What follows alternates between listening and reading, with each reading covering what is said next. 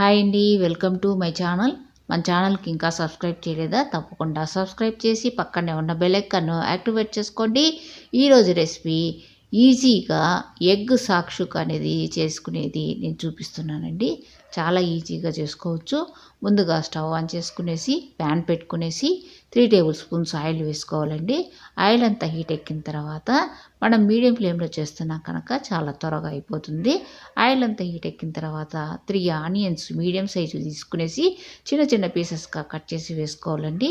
తర్వాత 2 టమాటాస్ కూడా చిన్న చిన్న పీసెస్గా కట్ చేసి వేసుకునేసి 1 స్పూన్ పసుపు, టేస్ట్ తగ్గట్టుగా సాల్ట్ వేసుకునేసి గరిటెతో బాగా కలుపుకునేసి మూత పెట్టేసుకోవాలండి.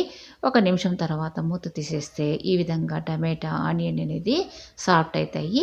తర్వాత గరిటెతో బాగా కలుపుకునేసి నేను 6 ఎగ్స్తో చేస్తున్నానండి ఈ రెసిపీ అనేది.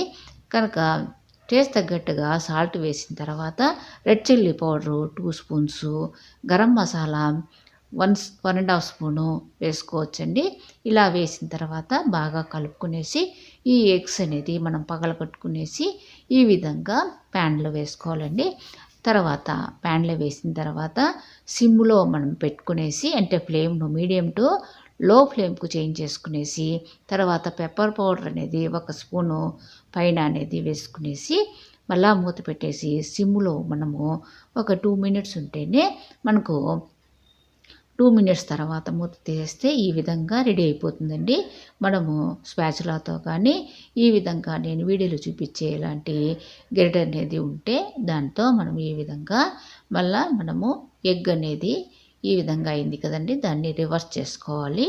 ఇలా రివర్స్ చేసుకునేస్తే మనం వేసిన స్పైసీనెస్ కోసము రెడ్ చిల్లీ పౌడరు, ఈ గరం మసాలా, పెప్పర్ పౌడర్ అంతా కూడా ఎగ్లో కలిసిపోతుంది. తర్వాత చాలా ఈజీగా ఈ చపాతీలోకి చిన్నపిల్లలకు ఈ విధంగా చేసి పెడితే చాలా ఇష్టంగా తింటారు. తప్పకుండా ట్రై చేయండి.